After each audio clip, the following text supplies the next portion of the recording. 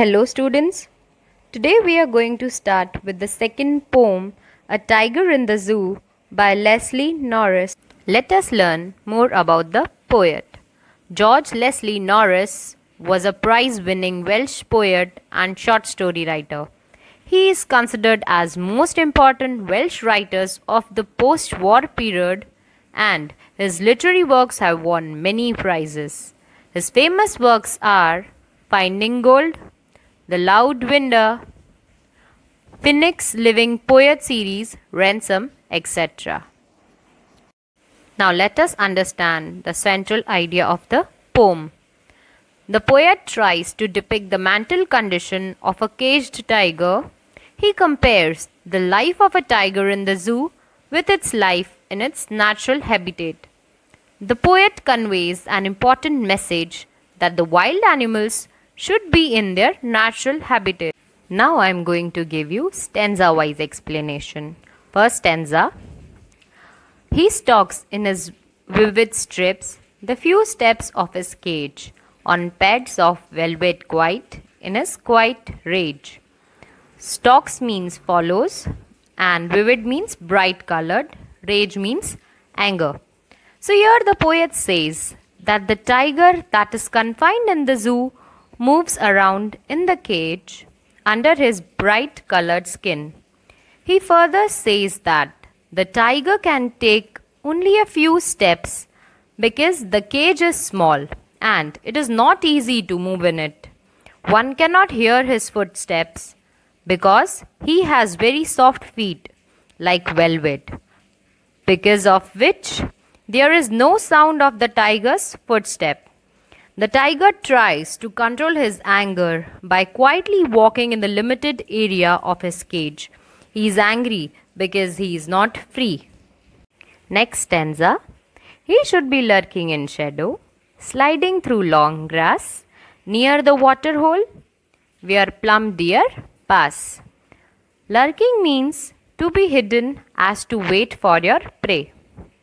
The poet says that if tiger was free, he would have hid himself behind the long grass near the water bodies so that he could easily catch a deer in order to have it as its food.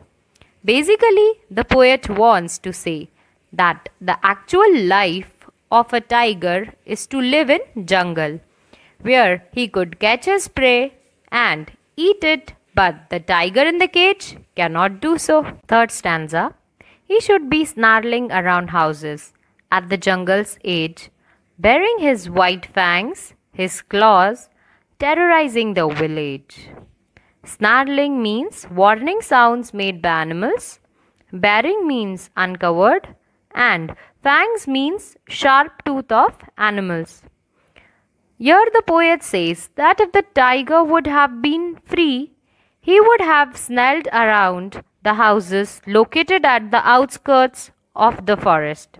He would terrorize people with his sharp tooth and claws. This would create fear among the people living in the villages. Fourth stanza. But he is locked in a concrete cell, his strength behind bars, stalking the length of his cage, ignoring visitors. Concrete means building made of bricks, cement, sand and water. Now the poet comes to the reality of the tiger, that is inside the cage. He says that the tiger is confined in a strong cell which is made of strong building material. He just stalks in the cage. He never tries to terrorize the visitors because his power is restricted by the cage. Therefore, he never tries to terrorize the visitors as he cannot attack them.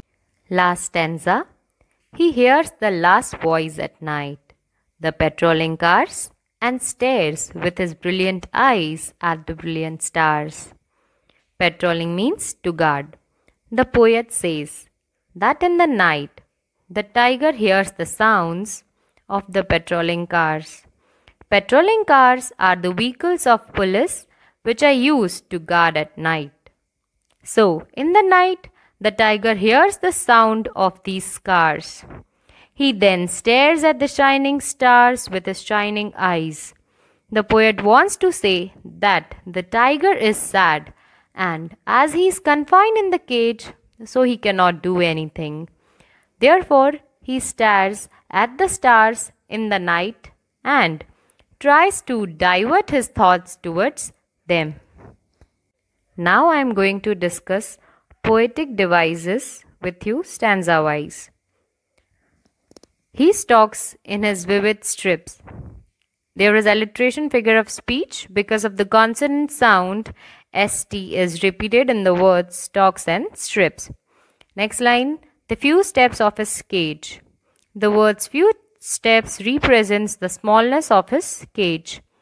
Next line, on pets of velvet quiet in his quiet rage. Here there are four figure of speech, that is metaphor, repetition, transferred epithet and synecdoche. Metaphor because the softness of the tiger's paws is compared to pads of velvet. Repetition because the word quite is repeated for poetic effect. Transferred epithet, the word quite is transferred from the tiger to his rage. Synecdoche because the part pads of velvet stands for the tiger. He should be lurking in shadow, sliding through long grass. Here there are two figure of speech, that is alliteration and internal rhyme. Alliteration because the consonant sound sh is repeated in the words should and shadow, and the consonant sound l is repeated in the words lurking and long. Internal rhyme because the rhyming words lurking and sliding are used in the same sentence for poetic effect. Next line, near the water hole where plum deer pass. Alliteration because the consonant sound p is repeated in the words plump and pass, and the consonant sound w is repeated in water and where. He should be snarling around houses at the jungle's edge. In this line there are four figure of speech, that is onomatopoeia, alliteration, metonymy and internal rhyme. Onomatopoeia because the word snarling suggests sounds. Alliteration because of the consonant sound h is repeated in the words he and houses. Metonymy because the word houses represents the people staying in it. And internal rhyme because the rhyming words he and be are used in the same sentence for poetic effect. Next line, bearing his white fangs, his claws, terrorizing the village. Here there are four figure of speech. Synecdoche because part fangs and claws stands for the tiger. Exclamation and exclamatory form is used for poetic effect.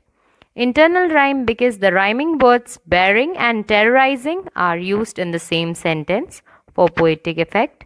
And repetition because the word his is repeated for poetic effect. But he is locked in a concrete cell. Metonymy because the word concrete cell represents the cage of the tiger. Next line, his strength behind bars. Here there are two figure of speech, irony and alliteration. Irony because the meaning is exactly opposite, that the tiger is helpless behind bars and without strength. And alliteration because the consonant sound b is repeated in the words behind and bars. Next line, stalking the length of his cage, ignoring visitors. Internal rhyme because the rhyming words stalking and ignoring are used in the same sentence for poetic effect. He hears the last voice at night, the patrolling cars. In this line there are three figure of speech, that is onomatopoeia, transferred epithet and alliteration. Onomatopoeia because the word voice suggests sound. Transferred epithet because the word patrolling is transferred from the police to the cars with which they are closely connected. And alliteration because the consonant sound h is repeated in the words he and hears. Next line, and stares with his brilliant eyes at the brilliant stars. In this line there are four figure of speech, that is a synecdoche, metaphor, alliteration and repetition. Synecdoche because part eyes stands for the tiger. Metaphor because there is an indirect comparison between eyes of the tiger and stars. The point of comparison is to be brilliant. Alliteration because the consonant sound st is repeated in the words stars, and stairs. Repetition because the word brilliant is repeated for poetic effect. So I hope students you would have understood the poem and poetic devices. Thank you.